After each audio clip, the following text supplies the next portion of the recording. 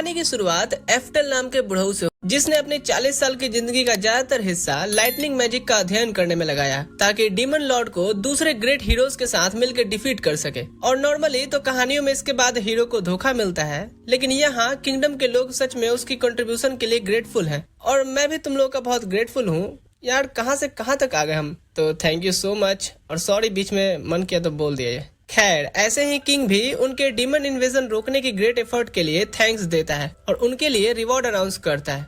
बोलता है कि वो उनके किंगडम में जो सबसे बड़ा टाइटल हो सकता है वो देगा, इम्पेरर का टाइटल।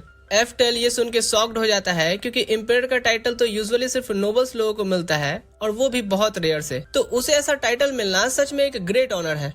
वाटर, फायर और अर्थ तीनों हीरोज को इम्पेरर क्राउन देने के बाद वो एफ्टल की तरफ आता है और बोलता है कि एफ्टल अगर सबसे स्ट्रॉन्ग मेज नहीं होता तो हीरो पार्टी कभी भी नहीं जीत सकती थी, तो वो ये इम्पेरर का टाइटल डिजर्व करता है। और एफ्टल बहुत ज्यादा खुश है क्योंकि फाइनली ये वो मोमेंट है जहां उसकी सालों की ट्रेनिंग, उसकी की गई सारी सेक्रीफाइसेस वर्थ इट लगती है। अब कुछ साल गुजरते हैं और एफ्टल एक रिटायर्ड इंसान बन चुका है। कंट्री साइड में रह रहा है, अपने दिन बच्चों को ट्रेन करने में बिता रहा है जिन्हें उसने सालों से अपने पास रखे हैं। आज के लेसन में वो बच्चों को मैजिक फॉर्मेशन प्रैक्टिस कराता है, कह करके कि सिर पर पत्थर बैलेंस करो ताकि फोकस मेंटेन रहे। कुछ बच्चे पहले तो स्ट्रगल करते हैं लेकिन थोड़ी देर बाद सब कुछ सीख जाते हैं।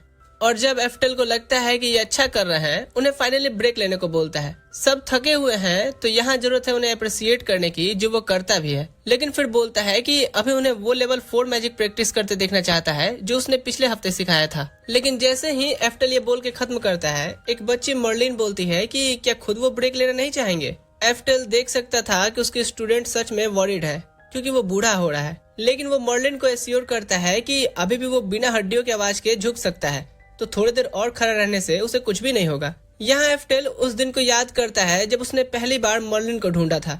वो एक डीमन औरत की बेटी थी जो उसे एक बैटल में मिली, और भले ही मर्लिन एक डीमन थी, एफ्टल ने उसे अपने पास रखने का डिसाइड किया क्योंकि वो बाहरी दुनिया में अकेले सर्वाइव नहीं कर सकती। मर्लिन के छोटे होने से शायद उसे याद नहीं हो, पर एफ्टल श्योर है कि उसने वॉर के दौरान उसके कई फैमिली मेंबर्स को तो मारा ही होगा। तो जब जब भी वो उसे इतनी सिंसियर फिक्र करती है उसकी, वो थोड़ा अंदर से गिल्टी फील करता है। पर अभी के लिए एफ्टल लेसन जारी रखने का डिसाइड करता है और सबको लेवल 4 स्पेल्स दोबारा ट्राई करने के लिए तैयार होने को बोलता है। लेकिन मर्लिन फिर बीच में आके पूछती है कि क्या उन्हें आज लेवल 6 मैजिक सिखा सकता है। दूसरे बच्चों को समझ नहीं आता कि अबे ये लेवल 6 मैजिक क्यों सीखना चाहती है। कल ही तो एफ्टल ने हमें लेवल 5 मैजिक सिखाया था, अभी तो उसकी ही प्रैक्टिस करनी है। एफ्टल भी थोड़ा कंफ्यूज्ड है क्योंकि उसने भी ये सवाल एक्सपेक्ट नहीं किया था। वो मर्लिन की आंखों में चीजों को सीखने की भूख देख सकता है, लेकिन बोलता है कि जल्दी करने की जरूरत नहीं है, वक्त आने पर वो लेवल 6 मैजिक भी सीख जाएगी। और अभी के लिए जो वो जानती है वो प्रैक्टिस करती रहे क्योंकि फंडामेंटल्स बहुत इंपॉर्टेंट होते हैं। मर्लिन थोड़ी डिसअपॉइंटेड तो होती है ये सुन के, क्योंकि जितना हो सके वो जल्दी से जल्दी सारी मैजिक सीखना चाहती थी। लेकिन एफ्टल की बात भी समझती है और अभी के लिए बेसिक्स पर फोकस करने से एग्री करती है। अब बाद में हम मर्लिन को एक गहरे अंधेरे जंगल के एंट्रेंस पर खड़ा देखते हैं, जो क्लियरली डरी हुई तो है लेकिन खुद को बहादुर बनाने और अपने फियर्स का सामना करने के लिए फोकस करती है। खुद को प्रूफ करने के लिए उसका प्लान है कि आज वो जंगल के अंदर छुपे किसी मॉन्स्टर को मारेगी ताकि साबित कर सके कि वो सच में लाइटनिंग एम्पायर की बेस्ट स्टूडेंट कहलाने लायक है। ऐसे वो अपने से कमजोर बच्चों को पढ़ाना भी संभाल सकेगी, जिससे कि एफ्टल का थोड़ा काम कम होगा और वो अपना रिटायरमेंट को थोड़ा एंजॉय कर पाएंगे। वो जानती है कि एफ्टल कभी उसे ऐसा करने को नहीं कहते, लेकिन वो अपनी तरफ से जो भी हो सके उसकी हेल्प करना चाहती है। मर्लिन का दिल तो सही जगह था, लेकिन क्लियरली अभी दिमाग की थोड़ी कमी थी क्योंकि 10 मिनट भी अभी नहीं बीते हैं और वो अपनी जान बचाते हुए जंगल से भाग रही है, क्योंकि उसने अपने आप को एक वुल्फ मॉन्स्टर के सामने एक्सपोज कर दिया था। और उसने जो ये लेवल 4 तक मैजिक सीखी है वो उस पे काम नहीं आई। हर स्पेल या तो मिस हो जाती या कोई काम का डैमेज नहीं करती, और वुल्फ तो ऐसे चार्ज करता रहता है जैसे कुछ हुआ ही नहीं। वो रियलाइज करती है कि वो इस भेड़िए से तेज नहीं भाग सकती, तो वो अब एक रिस्क लेने और लेवल 6 मैजिक ट्राई करने का सोचती है, जबकि उसकी प्रैक्टिस भी नहीं की है उसने। मर्लिन स्पेल का चांट शुरू करती है, इस बात के बावजूद भी कि भेड़िया डेडली इंटेंट के साथ अभी उस पर चार्ज कर रहा है। मर्लिन पूरे वक्त फोकस्ड रहती है और स्पेल कंप्लीट कर लेती है, जिससे भेड़िए पर एक मैसिव थंडरबोल्ट फायर गिरता है। और मर्लिन बहुत रिलीव्ड है कि वो एक्चुअली स्पेल कंप्लीट कर पाई और उसे लगता है कि उसने भेड़िए को हरा दिया है। लेकिन उसको पूरी तरह से डराते हुए भेड़िया बिल्कुल बिना किसी खरोच के उस आग से निकलता है और उसे जमीन पर गिरा देता है। फिर वो धीरे धीरे मर्लिन की तरफ चला आ रहा था, लेकिन जैसे ही उसे खाने वाला होता है, मॉन्स्टर पे अचानक से कहीं से तो एक मैसिव लाइटनिंग बोल्ट गिरती है। मर्लिन बहुत खुश हो जाती है लाइटनिंग की आवाज सुन के, क्योंकि इसका मतलब है कि एफ्टल उसे बचाने आया है। लेकिन उसकी मुस्कुराहट गायब हो जाती है जब वो देखती है कि एफ्टल कितना गुस्से में है, क्योंकि उसने खास तौर पर उसे जंगल में ना जाने की वार्निंग दी थी। मर्लिन गिल्ट से भर आती है और अपनी बेवकूफी के लिए माफी मांगती है। एफ्टल मर्लिन को लेक्चर देना शुरू करता है कि वो सब कुछ के लिए इतना रस क्यों करती है। जो ताकत को हम पूरी तरह से नियंत्रण नहीं कर सकते उसे इस्तेमाल नहीं करना चाहिए। वो याद करता है कि सबसे पावरफुल मैजिक भी यूजलेस हो जाती है अगर कास्ट करने वाला उसे प्रॉपर्ली नहीं समझता तो। और जब एफ्टल अपनी फिलॉसफी झाड़ रहा था, वो भेड़िया उसके पीछे से दहाड़ रहा है, लेकिन एफ्टल तो पीछे फेस भी नहीं करता और अपने लेवल 10 की मैजिक से उसे मार कहता है, बीच में ना बोल। थोड़ी देर बाद एफ्टल मर्लिन को घर ले आता है और वो अभी भी यकीन नहीं कर पा रही कि एफ्टल कितना अमेजिंग और ऑल इंस्पायरिंग लगा जब उसने वो डायलॉग बोलते हुए लेवल 10 का स्पेल यूज किया। पर एफ्टल तो बोलता है कि उसे जाकर के सो जाना चाहिए, क्योंकि आज का दिन काफी थकान भरा रहा होगा। और मर्लिन कहती है कि हाँ, आपने सही कहा, और जाने बढ़ती है कि इधर अचानक एफ्टल अपने घुटनों पर गिर जाता है और उसके मुंह से खून निकलने लगी थी। मर्लिन देख के तुरंत उसके पास भाग के आती है और एफ्टल माफी मांगता है कि उसने ये देख लिया, क्योंकि जानता है कि इससे अब वो परेशान हो जाएगी। लेकिन मर्लिन रिवील करती है कि वो तो पहले से उसकी बीमारी के बारे में जानती थी, उसने काफी पहले ही नोटिस कर लिया था और इसीलिए वो इतनी हार्ड काम कर रही थी ताकि उसकी सक्सेसर बन सके, जिससे वो खुद पर इतना सारा बोझ ना ले। एफ्टल अब शर्मिंदा हो जाता है ये रियलाइज करके कि उसकी कंडीशन ने मर्लिन को चीजें जल्दी सीखने के चक्कर में इतना लापरवाह बना दिया। लेकिन वो बोलता है कि उसके पास ज्यादा वक्त नहीं बचा है, तो वो एक भी मिनट रेस्ट करने में नहीं वेस्ट कर सकता। मर्लिन समझ नहीं पाती कि एफ्टल इतना बीमार होने के बावजूद भी काम करने पर क्यों तुला हुआ है। तो एफ्टल एक्सप्लेन करता है कि वो मर्लिन और दूसरे बच्चों जैसी नेक्स्ट जनरेशन ऑफ मेजेस को खुद सब सिखाना चाहता है, क्योंकि एक वक्त था जब एफ्टल खुद सबसे पावरफुल मेज ऑफ ऑल टाइम बनना चाहता था, लेकिन वो ऑलरेडी रियलिटी अब एक्सेप्ट कर चुका है कि ऐसा अब नहीं होगा। तो वो नेक्स्ट जनरेशन में ऐसा किसी को बनाने में अपना बेस्ट दे रहा है।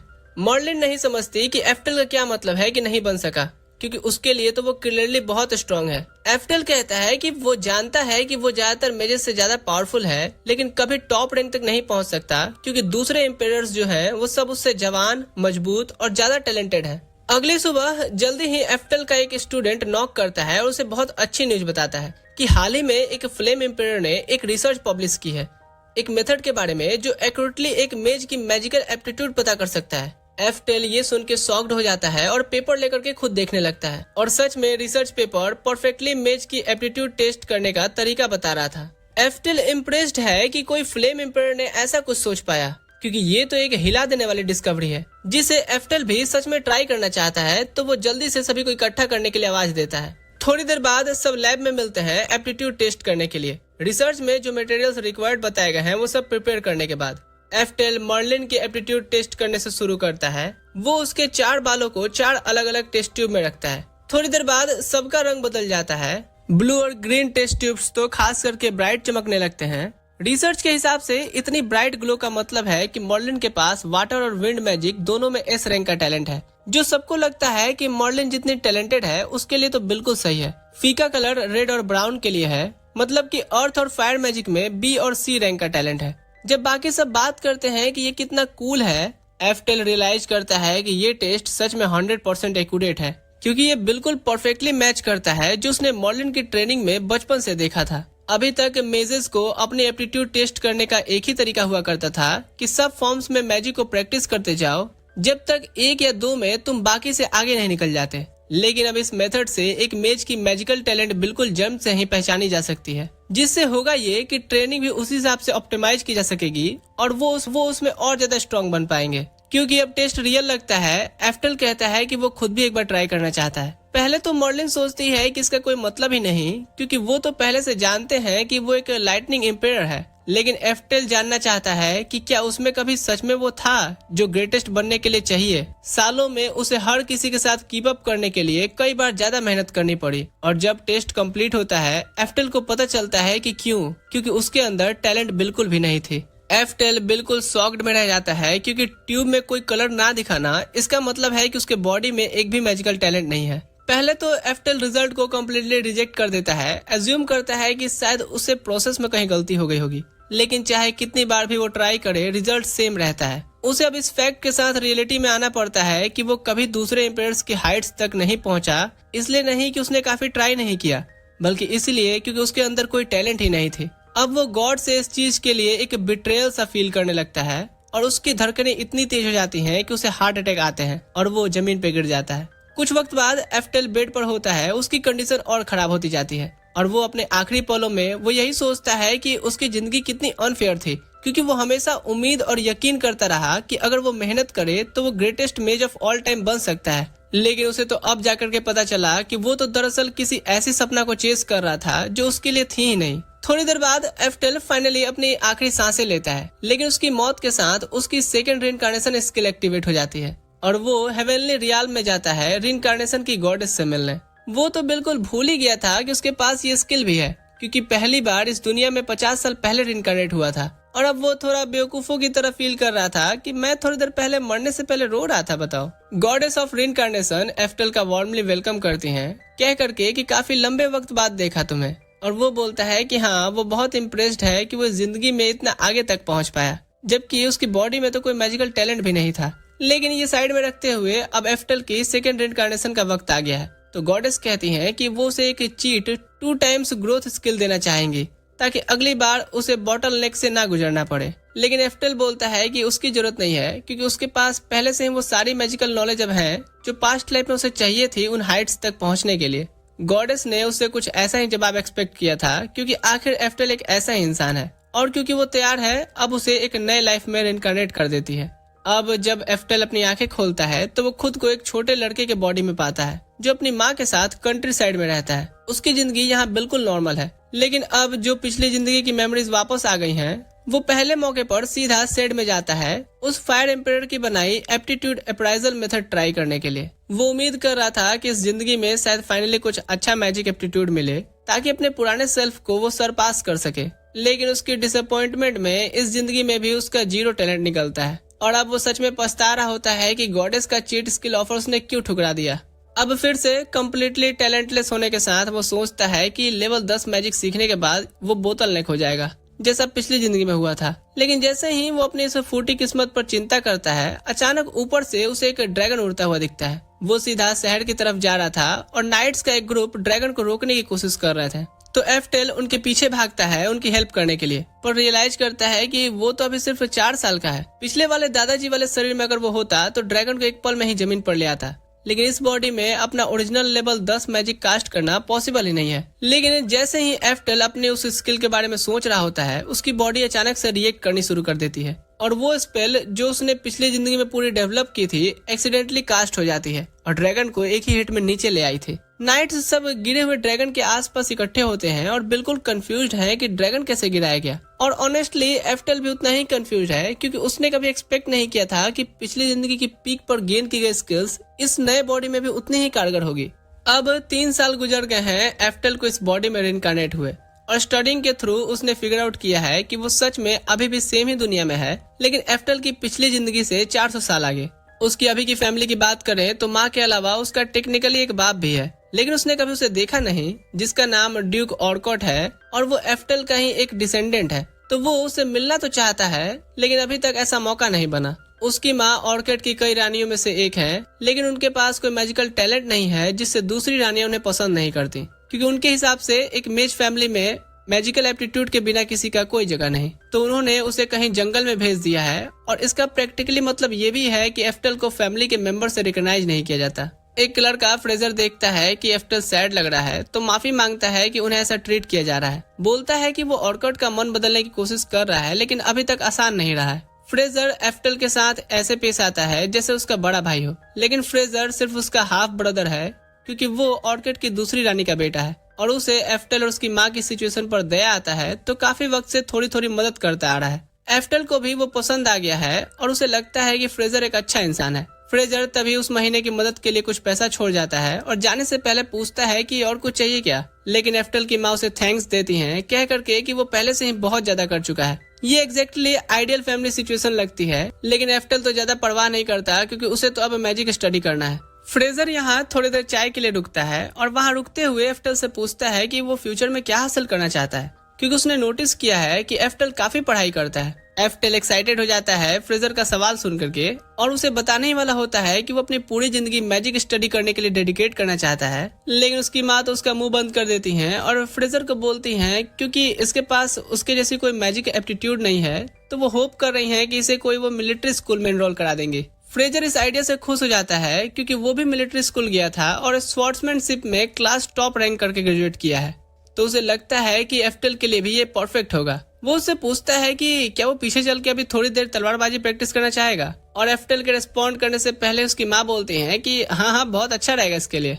थोड़ी देर बाद एफ्टेल फ्रेजर के साथ बैकयार्ड में है और वो उसे बेसिक तलवारबाजी स्किल सिखा रहा है। एफ्टेल अभी के लिए उसका साथ दे रहा है क्योंकि देख सकता है कि फ्रेजर कितना एक्साइटेड है इस सोच से कि वो भी मिलिट्री स्कूल जाएगा उसकी तरह, और श्योर है कि कुछ इसका वजह ये भी है कि फ्रेजर एफ्टेल की वो मैजिकल टैलेंट की कमी भी जानता है। लेकिन एफ्टेल तो श्योर है कि वो क्या चाहता है, तो वो फ्रेजर को सीधा बोलता है कि वो मैजिक स्टडी करना चाहता है। फ्रेजर उसे बेचारी भरी नजरों से देखता है क्योंकि सोच रहा है कि वो सिर्फ अभी डिल्यूजन में जी रहा है, और एक्सप्लेन करने की कोशिश करता है कि ये मान लेने में कोई शर्म नहीं है कि कुछ चीजों में तुम अच्छे नहीं हो सकते हो। लेकिन एफ्टेल तो इंसिस्ट करता है कि वो मैजिकल एकेडमी में ही जाना चाहता है चाहे कुछ भी हो। तो फ्रेजर उसे एक चैलेंज प्रपोज करता है, बोलता है कि वो एक स्पेल कास्ट करेगा और अगर एफ्टेल ने उसे रिप्लिकेट कर दिया तो ही उसे मैजिक एकेडमी अटेंड करने की परमिशन मिलेगी। एफ्टेल एक्साइटेड हो जाता है क्योंकि ये तो काफी इजी टेस्ट लगता है, लेकिन वहीं फ्रेजर तो गिल्टी फील कर रहा है और एक ऐसी क्रूअल चीज करने के बारे में सोचता है। यकीन करता है कि एफ्टेल ये मैजिक कभी कास्ट नहीं कर सकता,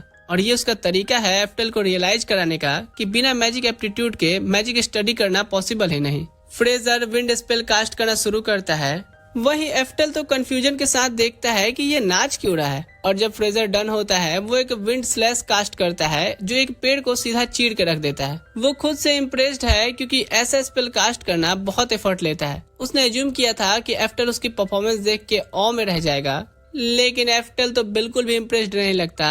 फिर वो अपना हाथ हिलाता है और खुद का स्पेल कास्ट करता है, और उसका स्पेल तो फ्रेजर से कहीं ज्यादा स्ट्रांग होता है जो कैजुअली जंगल का एक बड़ा सेक्शन ही क्लियर कर देता है। एक सेकंड के लिए एफ्टेल वरीड होता है कि गलती कर दी, क्योंकि फ्रेजर ने तो उसे बस रेप्लिकेट करने को बोला था, और जबकि फ्रेजर का स्पेल सिर्फ लेवल 2 का था, एफ्टेल तो बह गया और उसने लेवल 4 बना दिया। फ्रेजर अब बिल्कुल स्पीचलेस रह जाता है ये सुनकर के कि एफ्टेल ने अभी लेवल 4 मैजिक यूज किया, क्योंकि इस जमाने में तो लेवल 4 स्पेल एडवांस्ड मैजिक मानी जाती है, और वो नहीं समझता कि 7 साल का एफ्टेल ऐसा कैसे कर सकता है। एफ्टेल थोड़ा कंफ्यूज हो जाता है क्योंकि क्लियरली उसे याद आ रहा था कि पिछली जिंदगी में तो लेवल 4 मैजिक लो लेवल की मैजिक हुआ करती थी और वो तो लेवल 10 तक जा सकता था वहाँ, तो यहाँ कुछ तो गलत जरूर है। एफ्टेल का लेवल 10 मैजिक का बात सुनना ही फ्रेजर के ब्रेन के लिए प्रोसेस करना बहुत ज्यादा कर देता है और वो वहीं बेहोश होकर गिर गया था। अब उसकी रिएक्शन देख के एफ्टेल सोचने लगता है कि इस इरा की मैजिक सच में कैसी है। वो फ्रेजर को उसके रूम में ले जाता है रेस्ट करने के लिए, और वहाँ रहते हुए कुछ बुक्स पढ़ना शुरू करता है, ये फिगर आउट करने के लिए कि मैजिक इस मामले में इस दुनिया में कहाँ स्टैंड करती है। पता चलता है कि किसी कारणों से मैजिक पिछले 400 सालों में इतनी नीचे गिरी है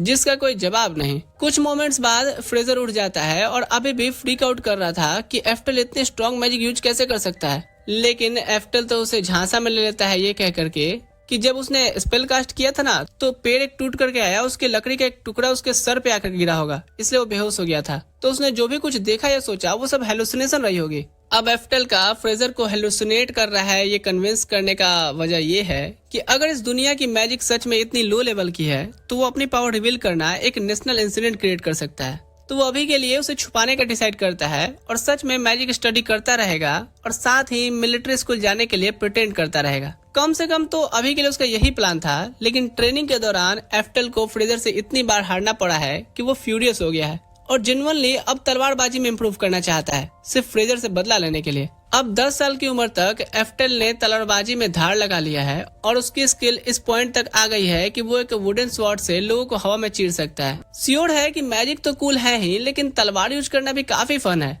और अब सोचते हुए मैजिक स्वॉर्ड्समैन बनना एक ऑप्शन हो सकता है, तो वो दोनों को साथ साथ ट्रेन कर सकता है। थोड़ी देर बाद फ्रेजर एफ्टेल को ढूंढता हुआ आता है क्योंकि उसका यूजुअल ट्रेनिंग सेशन का वक्त हो गया है। एफ्टेल बोलता है कि अभी आता हूँ, लेकिन पता चलता है कि फ्रेजर ने तो आज के ट्रेनिंग सेशन के लिए कुछ स्पेशल प्लान किया था। वो बोलता है कि एक गेस्ट इंस्ट्रक्टर भी साथ लाया है, और ये बोलते हुए ही एफ्टेल नोटिस करता है कि अचानक उसके आसपास बहुत डार्क सा हो गया है। फिर फ्रेजर उसे मोरिया से इंट्रोड्यूस कराता है और एफ्टेल को एक्सप्लेन करता है कि ये उसका स्पेशल स्वॉर्ड इंस्ट्रक्टर बनेगा। मोरिया नाइट्स का रिटायर्ड कैप्टन है, तो तलवार में इनक्रेडिबल स्किल्ड है और एफ्टेल के बारे में जानना चाहता है क्योंकि फ्रेजर से उसने उसकी नॉन स्टॉप तारीफ सुनी है। वो एफ्टेल को बोलता है कि जो भी तरीका हो सके अटैक करने का वो करे और अपनी पीठ भी घुमा लेता है उसके लिए इजी करने के लिए। लेकिन एफ्टेल देख सकता है कि मोरिया पर एक भी ओपनिंग नहीं है, तो डेयर की बात भी नहीं करता। मोरिया एफ्टेल के पहले मूव करने का वेट करते करते बोर हो जाता है, तो वो खुद ही पहले स्ट्राइक करता है और एफ्टेल उस स्ट्राइक को रोक लेता है।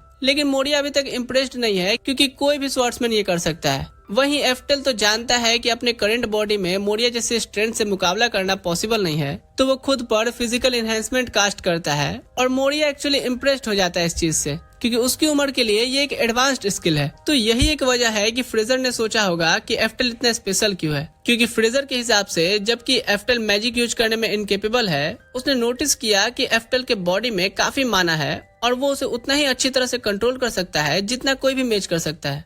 इसलिए वो फिजिकल एनहेंसमेंट इतनी आसानी से यूज कर पा रहा है। एफ्टेल तो अभी मोरिका के खिलाफ स्ट्रगल कर रहा है, लेकिन सच में अगर चाहता तो मैजिक यूज करके मोरिका को तुरंत घुटने पे ले आता। लेकिन वो मैजिक सीक्रेट रखना चाहता है और इसके अलावा वो ऐसे जीतना नहीं चाहता, वो अपनी मार्शल आर्ट स्किल की मेरिट से जीतना चाहता है। वो मोरिया के खिलाफ वापस चार्ज करता है, लेकिन वो तो एक हैवी स्लैश से काउंटर करता है और जबकि एफ्टेल ब्लॉक करना मैनेज कर लिया था, वो अभी भी स्लैश के बोझ में पुश होता जा रहा है। मोरिया सोचता है कि ये तो चेकमेट है क्योंकि फिजिकल एनहांसमेंट के बावजूद भी एफ्टेल हेड ऑन सामने से आकर के उसे ओवर पावर करने के लिए उतना स्ट्रांग नहीं है। लेकिन उसकी सरप्राइज में मिड स्लैश में ही एफ्टेल अचानक से अपनी तलवार साइड में स्विंग करता है, जिससे मोरिया आगे स्लिप हो जाता है और एफ्टेल फिर मोरिया के मोमेंटम को उसके खिलाफ यूज करता है और उसे जमीन पर ले आता है। मोरिया यकीन ही नहीं कर पाता कि ये क्या हुआ, लेकिन वो इतना तो मर्द है ही कि मान सकता है कि हाँ एक फेयर तरीके से वो हारा। तो एफ्टेल की विक्ट्री पर कंग्रेचुलेट करता है और बोलता है कि वो टेस्ट पास कर गया।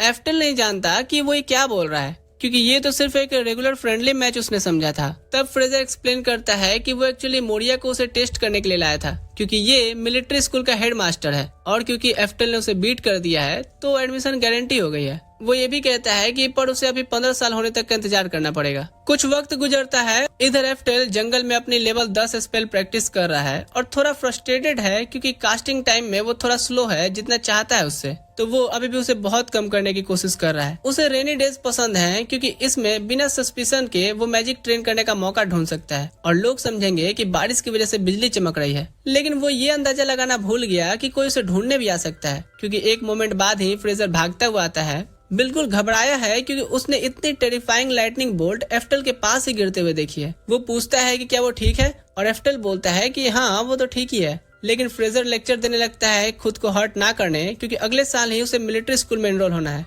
फ्रेजर का मिलिट्री स्कूल के बारे में बोलना एफ्टेल को याद दिलाता है कि अब ज्यादा वक्त नहीं बचा है और जबकि वो माँ और फ्रेजर से डिस्कस नहीं किया है पर उसने डिसाइड कर लिया है कि वो मिलिट्री स्कूल नहीं जा सकता। वो समझता है कि मैजिक एप्टीट्यूड टेस्ट में कॉमन होने के बावजूद भी मैजिकल एकेडमी में आना मुश्किल होगा, लेकिन फिर भी वो ट्राई करना चाहता है। लेकिन फ्रेजर और माँ को ये कैसे एक्सप्लेन करे उसे बिल्कुल नहीं पता, तो उसने डिसाइड किया है कि मिलिट्री स्कूल में ज्वाइन करने से ठीक पहले ही वो घर छोड़ देगा। और जब ये सोच रहा होता है, फ्रेजर अचानक उससे बोलता है कि उसके लिए बहुत अच्छी खबर है क्योंकि एफ्टेल की तलवारबाजी स्किल के बारे में सुन करके उसके बाप ने उससे फाइनली डिसाइड किया है मिलने का। एफ्टेल तो पर्सनली इस पॉइंट पर अपने बाप से मिलना नहीं चाहता था क्योंकि पहले से 14 साल जब इग्नोर किया ही जा चुका है तो जो भी रिश्ता बनना चाहिए था वो तो पहले से ही खत्म हो चुका है। लेकिन देख सकता है कि उसकी माँ और फ्रेजर कितने खुश हैं और वो उन्हें सैड नहीं करना चाहता, तो वो मीटिंग के लिए एग्री कर लेता है। लेकिन जल्दी ही अब वो इस डिसीजन को पछता रहा है क्योंकि पता चलता है कि उसका बाप बिल्कुल एक घटिया आदमी है। उसने एक बार भी एफ्टेल को फेलियर से ज्यादा कुछ नहीं समझा है और वो एक ही वजह है कि उसे यहाँ बुलाया ये बताने के लिए कि अब एफ्टेल के लिए चाइल्ड सपोर्ट नहीं मिलेगा क्योंकि मिलिट्री स्कूल में स्कॉलरशिप दी जाती है। और यहाँ रुकते हुए वो अपने एक और बेटे को एफ्टेल के साथ एक स्पेयरिंग मैच के लिए चैलेंज करता है, सिर्फ इसीलिए कि एफ्टेल को इंजर्ड करवा सके क्योंकि वो उसे पसंद नहीं करता। साला बाप है कि अपने बाप का कोई पाप है। सब बाहर जाते हैं क्योंकि एक डुअल शुरू होने वाला है, लेकिन शुरू करने से पहले फ्रेजर एफ्टेल को आकर के समझाता है कि देख भाई, भले ही एक मॉक बैटल है लेकिन फिर भी उसे सावधान रहना चाहिए क्योंकि जोकिम एक्चुअली बहुत स्किल्ड है और देखने से साला बेरहम भी लगता है। तो अगर उसे लगे कि वो जीत नहीं सकता तो तुरंत सरेंडर कर दे तकलीफ से बचने के लिए। एफ्टेल फ्रेजर के वार्निंग के लिए थैंक्स करता है और जोकिम के साथ रिंग में उतरता है। जोकिम एक्चुअली काफी सरप्राइज्ड है कि एफ्टेल भागा नहीं, तो एफ्टेल बोलता है कि उसका ऐसा वैसे भी कोई इरादा नहीं था।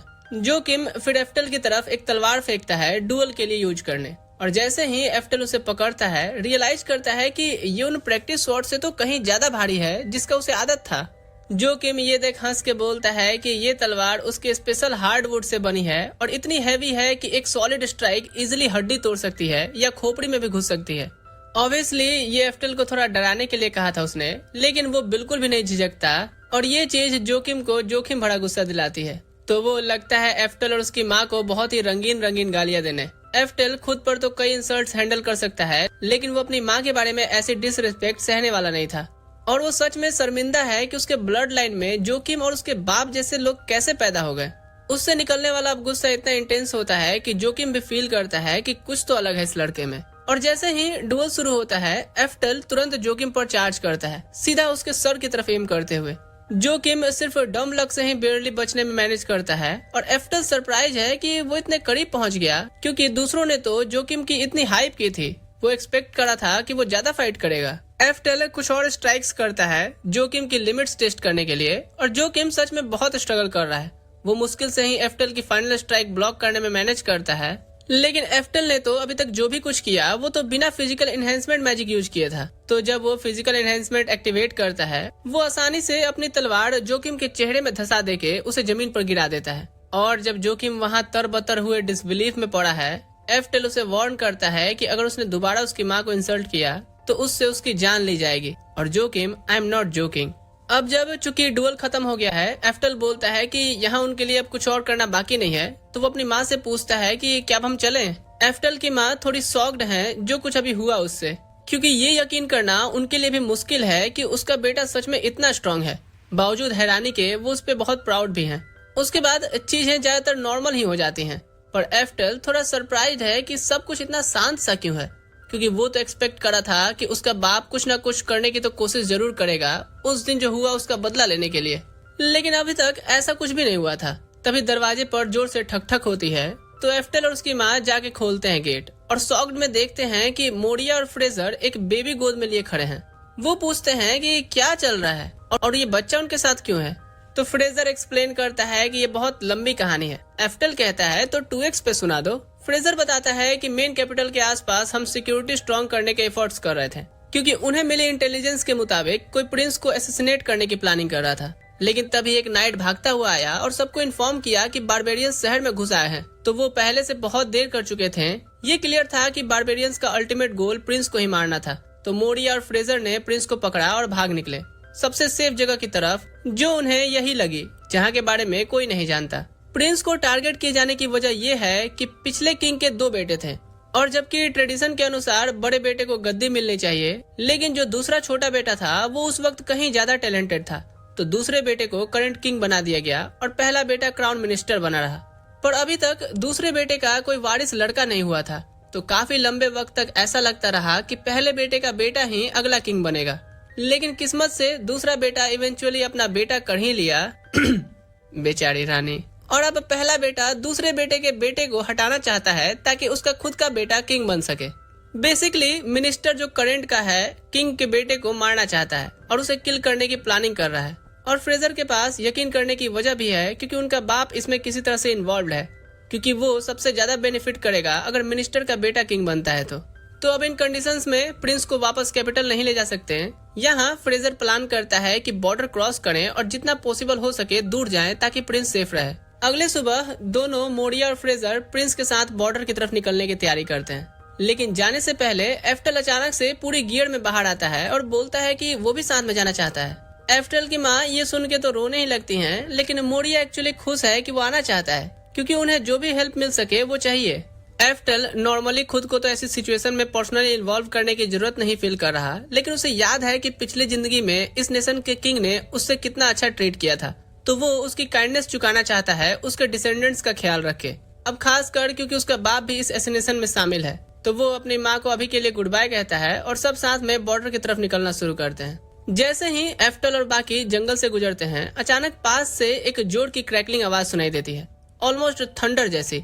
और वो श्योर नहीं है कि अबे ये क्या था, लेकिन जानते हैं कि जो भी था उनके लिए तो अच्छा नहीं था। तो स्पीड बढ़ाते हैं जल्दी से निकलने की कोशिश में, लेकिन कुछ देख के सब जम से जाते हैं। फ्रेजर एक पूरी आर्मी ऑफ मेजेस वहाँ बाहर पोस्टर देखता है जैसे कि उनका ही इंतजार कर रहे हो, और वो आर्मी कोई और नहीं एफ्टल के बाप की पर्सनल मेज डिवीजन है। ऑर्कट ने एक्सपेक्ट किया था कि फ्रेजर और बाकी इस डायरेक्शन से किंगडम के प्रिंस के साथ भागने की कोशिश करेंगे, तो उसने एक ब्लॉकेड सेटअप कर दिया उन्हें रोकने के लिए। फ्रेजर और मोरिया सोचते हैं कि अब सिंपली वापस मुड़ना चाहिए और बॉर्डर क्रॉस करने का कोई दूसरा रास्ता ढूंढना चाहिए, लेकिन उनकी किस्मत खराब कि जो क्रैशिंग साउंड उन्होंने पहले सुनी थी वो ऑर्कट की मेज डिवीजन का ही एक स्पेल था। उन्होंने वो स्पेल जंगल के एक बड़े हिस्से में आग लगाने के लिए यूज किया, तो अब भागने के लिए कोई भी जगह नहीं है। वो वहाँ रह भी नहीं सकते हैं क्योंकि जैसे जैसे वक्त बढ़ेगा आग फैलती जाएगी और इवेंचुअली उन्हें जंगल से बाहर ऑर्कट के सामने ही जाना होगा, तो उन्हें जल्दी ही अब एक्शन प्लान फिगर आउट करना है। फ्रेजर सोचता है कि वो खुद अकेले बाहर जाके ऑर्कट से बात करेगा क्योंकि ऑर्कट के बेटे होने की वजह से वो उसे ऑन द स्पॉट तो नहीं मारेगा और शायद रीजन सुनने के लिए भी तैयार हो जाए। मोरिया और एफ्टल को तो नहीं लगता कि ये कोई अच्छा आइडिया है, लेकिन फ्रेजर कन्विंस्ड है कि उसका बाप डीप डाउन इतना बुरा इंसान भी नहीं है, तो वो नेगोशिएशन के मनसे से आगे जाता है। वो जंगल से बाहर आता है हाथ ऊपर करके दिखाते हुए कि वो सरेंडर कर रहा है और ऑर्कट से बात करने की रिक्वेस्ट करता है। बोलता है कि अभी भी देर नहीं हुई है, वो ये सब बंद कर सकता है और एसेसिनेशन का ख्याल छोड़ के सब साथ में कैपिटल वापस जा सकते हैं। और जब ऑर्कट फ्रेजर की बात सुनता है वो नीचे आकर के फेस टू फेस मिलने का डिसाइड करता है। फ्रेजर खुश होता है क्योंकि एज्यूम करा था कि इसका मतलब है कि उसका बाप समझ रहा है और चीजें एक्सप्लेन करने लगता है, लेकिन एक्चुअली ऑर्कट तो सिर्फ फ्रेजर के करीब आना चाहता था ताकि उसे एक लाइटनिंग मैजिक डिवाइस से शॉक देके बेहोश कर सके। और अब जब फ्रेजर जमीन पर बेहोश पड़ा है, ऑर्कट अपने मेजेस को ऑर्डर देता है कि अपना मैजिक एक स्पेशल मैजिक मशीन में कंबाइन करे और फ्रेजर की बॉडी पर सीधा एक लेवल 6 लाइटनिंग स्पेल कास्ट करे। ये कुछ ज्यादा ही लगता है जब कंसीडर करो कि लेवल 6 मैजिक उनकी स्ट्रॉन्गेस्ट मैजिक है और बदकिस्मती से एफ्टल फ्रेजर को बचाने के लिए उसे बहुत दूर था और वो यकीन नहीं कर पा रहा कि ऑर्कट इतनी कैजुअली अपने बेटे को मार सकता है सिर्फ एक बच्चा मारने के लिए और कुछ स्टूपिड सी पावर हासिल करने के लिए। ये पावर का नशा बहुत बुरा रे बाबू भैया। इधर एफ्टल सोचता है कि पहले तो उसने प्लान किया था कि ऑर्कट को इग्नोर करता रहेगा और उसे अवॉइड करते हुए ही सारी जिंदगी जीता रहेगा, लेकिन अब एफ्टल ने डिसाइड कर लिया है कि ऑर्कट और उससे जुड़े सारे लोग इस धरती पे बोझ के सिवा कुछ भी नहीं है और ये अब किसी और को हार्म करें उससे पहले खत्म करना अब जरूरी हो गया है। वो बैटलफील्ड पर निकलता है ये सारी चीजें अब हमेशा के लिए सेटल करने, और सबसे पहला काम ये करता है कि एक लेवल 9 आइस स्पेल कास्ट करता है ताकि सारी आग बुझ जाए। ऑर्कट और उसके लोग शॉक्ड में आ जाते हैं जब वो एफ्टल को ये करते देखते हैं क्योंकि उन्होंने पहले कभी लेवल 9 मैजिक देखी नहीं थी, वो भी अकेले किसी ऐसे को करते हुए। ऑर्कट अपने लोगों को एफ्टल पर तुरंत अटैक करने को चिल्लाता है, तो सब अपने लेवल 5 एक्सप्लोसिव्स एरो तैयार करते हैं और एफ्टल पर फायर करते हैं, लेकिन उनकी हैरानी में वो पूरी तरह से अनहार्म्ड खड़ा रहता है जबकि डायरेक्ट हिट की गई थी। एफ्टल उनके शॉक्ड चेहरों से थोड़ा निराश होता है क्योंकि इसका मतलब ये है कि उन्हें एक्टिव स्किल मैजिक के बारे में कुछ पता ही नहीं है, और अगर ऐसा है तो इस एरा की मैजिक तो सच में उसने जितना सोचा था उससे कहीं ज्यादा ही खराब हो गई है। ऑर्कट यकीन नहीं कर पाता कि एफ्टल सच में ये सरवाइव कर गया, लेकिन इस हलकट को अभी भी समझ में नहीं आ रहा। कहते ना विनाश काले विपरीत बुद्धि, तो वो अपने मेजेस को एफ्टल के लिए एक और लेवल 6 स्पेल तैयार करने का ऑर्डर देता है, लेकिन जैसे ही वो ऐसा करते हैं एफ्टल बस एक उंगली उठा करके स्पेल को कम्प्लीटली नलीफाई कर देता है, और क्योंकि लेवल 6 मैजिक उनके स्ट्रॉन्गेस्ट स्पेल है उसे इतनी आसानी से नलीफाई होते हुए देखना सैनिकों के मोराल्स को तो पूरी तरह से चकनाचूर कर देता है। एफ्टल फिर सीधा एनिमी फॉर्मेशन के बीच में तात्सुया मारता है और एक के बाद एक उन्हें स्लाइस करने लगता है। उसे पहले ये दूसरों पर टेस्ट करने का मौका नहीं मिला था, लेकिन ये परफेक्ट अपॉर्चुनिटी है, तो वो अपनी तलवार मैजिक एनर्जी से कोट करता है और एक मेज पर वो लेवल 2 स्पेल यूज करने की कोशिश करता है, और ये सही में बहुत इफेक्टिव निकलता है क्योंकि वो बंदा वेपोराइज ही हो गया था। इतने मेजेस को तो इतनी कम मेहनत से एफ्टल के हाथों मरते देख के बचे हुए मेजेस भयभीत हो जाते हैं और सब अपनी जान बचाते हुए भागने की कोशिश करते हैं, लेकिन एफ्टल का उनमें से किसी एक को भी सरवाइव करने देने का कोई इरादा नहीं था, तो वो अपना हाथ उठा करके उन्हें रियल लेजेंडरी मैजिक कैसी लगती है दिखाने की तैयारी करता है। फिर लेवल 10 लाइटिंग स्पेल कास्ट करता है। एफ्टल की वो स्पेल जमीन पर गिरती है और ऑर्किड की आर्मी का हर मेंबर राख में बदल जाता है। सिर्फ ऑर्किड और जोकिम बचते हैं, इसलिए नहीं कि वो स्ट्रॉन्ग हैं, बल्कि इसलिए कि एफ्टल ने जानबूझकर उन दोनों के अराउंड एक शील्ड लगाई थी ताकि वो मरे नहीं, क्योंकि इन्हें तो आसान मौत नहीं देना है ना। वो प्लान करता है कि उन्हें कैपिटल वापस ले जाए ताकि वो अपने क्राइम्स के लिए जस्टिस फेस करें, और क्योंकि उनका क्राइम एक प्रिंस की असैसिनेशन अटेम्प्ट है, एफ्टल जानता है कि उनके लिए अच्छा तो नहीं होगा। और बिल्कुल जैसा एक्सपेक्ट किया गया था, ऑर्किड और जोकिम को अथॉरिटीज को सौंप देने के बाद उन्हें टॉर्चर किया जाता है और फिर उनके क्राइम्स के लिए पब्लिकली एग्जीक्यूट कर दिया जाता है। तो अब एफ्टल को उनके बारे में चिंता करने की जरूरत नहीं, किस्सा ही खत्म। और जहाँ तक फ्रेजर की बात है, वो एक्चुअली अटैक सरवाइव करने में मैनेज कर गया है और ये सब एक स्पेशल मैजिक नेकलेस की वजह से था जो पीढ़ियों से फैमिली में पास होती आई थी। एफ्टल याद करता है कि वो नेकलेस पिछली जिंदगी में उसकी थी और खुश है कि आखिर में फ्रेजर की जान बचाने में काम आई।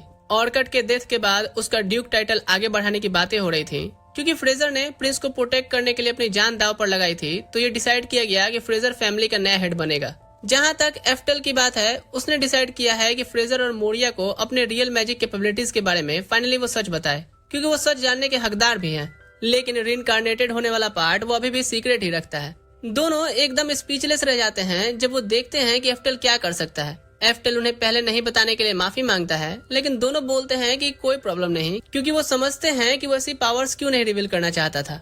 वो फिर एफ्टल से पूछते हैं कि तो अब वो क्या करना चाहता है, और वो इन्हें इन्फॉर्म करता है कि वो मैजिक स्कूल जाना चाहता है, जिससे दोनों सरप्राइज्ड हैं कि वो मैजिक स्कूल जाने का सोच रहा है, जबकि पहले से वो इतना स्ट्रांग है। लेकिन एफ्टल बोलता है कि वो पहले से और ज्यादा स्ट्रांग बनना चाहता है और दोनों उसे पूरी तरह से हर जगह सपोर्ट करने के लिए तैयार होते हैं। वीडियो पसंद आया लाइक शेयर करके जाना और आगे की स्टोरी के लिए सब्सक्राइब कर लेना। ठीक है दोस्तों, अभी के लिए मैं चलता हूँ।